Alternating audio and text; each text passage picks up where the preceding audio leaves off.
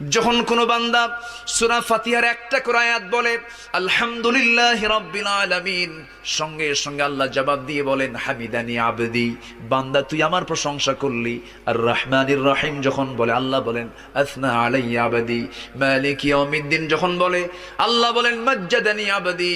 এরপরে যখন বলে ইয়াকা না'বুদু ওয়া ইয়াকা নাস্তাঈন পর্যন্ত যখন বলে আল্লাহ বলেন বান্দারে তুই আমার কাছে কি চাস, প্রাণ খুলে চারে বান্দা।